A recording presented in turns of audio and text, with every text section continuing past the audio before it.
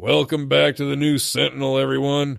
I'm Anjali Mehta, and as always, I'm joined by Duke Johnson.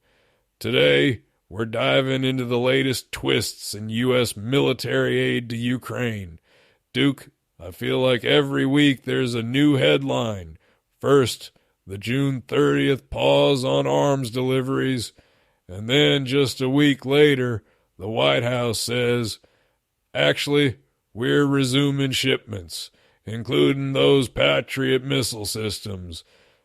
It's a lot to keep up with. Yeah, Anjali, it's whiplash, honestly.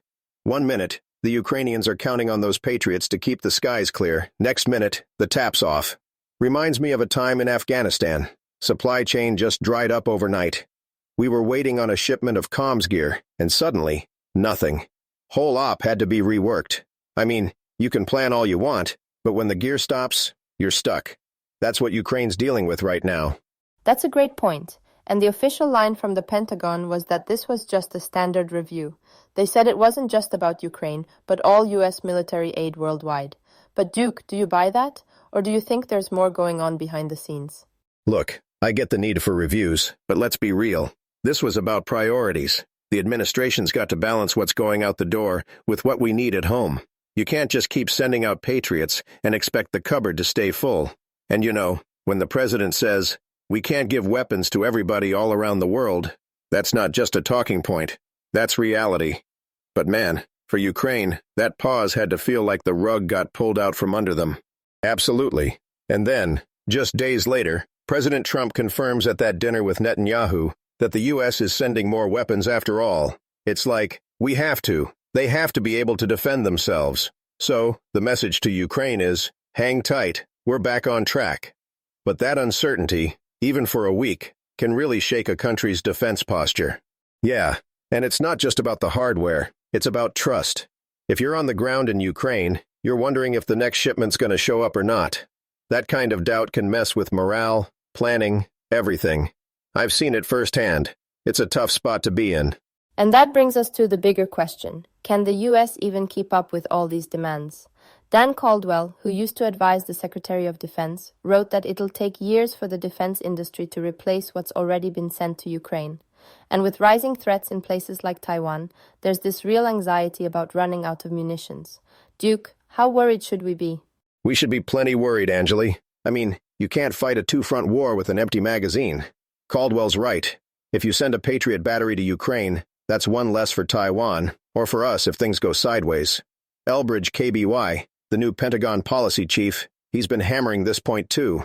The industrial base just can't crank out replacements fast enough. It's not like flipping a switch. And it's not just about the U.S., right? There's this whole global chessboard. The Graham-Blumenthal bill is a good example. It would slap sanctions on countries that keep buying Russian oil and don't help Ukraine. China's already in the crosshairs, with talk of a 500% tariff on their products if they keep fueling Russia's war machine. That's a huge escalation. Yeah, and you gotta wonder if that's gonna work, or just make things messier. Sanctioning China is no small thing. But look, if you let countries bankroll Russia, you're just making it harder for Ukraine and for us. Still, if we keep sending out all our best gear, we're gonna hit a wall. The defense industry's gotta ramp up, or we're gonna be caught short. And that's not just theory. I've seen what happens when you run out of the good stuff. It's not pretty. It's a real dilemma. We want to support Ukraine, but not at the expense of our own security or our commitments elsewhere. And if the U.S. arsenal gets too thin, that sends a message to adversaries everywhere. It's a balancing act, and right now, it feels like we're walking a tightrope. So, let's talk about the diplomatic side. President Trump's been trying to negotiate with Putin. He's called for a ceasefire, but honestly, it doesn't seem to be working. Right after their July 3rd call, Russia hit Kyiv with one of the biggest attacks of the war. Duke, do you think these diplomatic efforts are making any difference, or are they just giving Putin more time to regroup? I'll be blunt, Anjali. I think it's mostly theater. Trump keeps saying Putin's very nice on the phone, but then the bombs start falling. Putin's got his goals, and he's not going to stop because we ask nicely. Sometimes, talking just gives the other guy a chance to reload.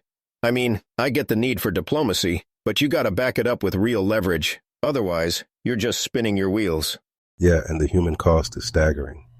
I remember covering a war zone, different conflict, but the same story. Civilians just trying to survive, waiting for some breakthrough in talks that never comes. I met a family who'd been displaced 3 times in a month, and every time there was a glimmer of hope, it vanished with the next round of shelling. That's what's at stake when diplomacy stalls or fails. That's the part that gets lost in all the policy talk. Real people are paying the price. And as much as I want to see America put itself first, I can't ignore what's happening to those folks on the ground. But at the end of the day, if you don't have a plan that actually changes the other guy's calculus, you're just treading water. It's a tough balance, supporting allies, protecting our own interests, and not losing sight of the human impact. We'll keep following these developments, and I'm sure this won't be the last time we talk about Ukraine or the bigger questions around U.S. strategy. Duke, thanks for sharing your perspective and your stories. Always keeps it real. You bet, Angeli. Always good to hash it out with you. And to everyone listening, stay sharp out there. We'll be back soon with more. Take care. Thanks for tuning in to the New Sentinel. We'll catch you next time. Bye, Duke. Later, Angeli.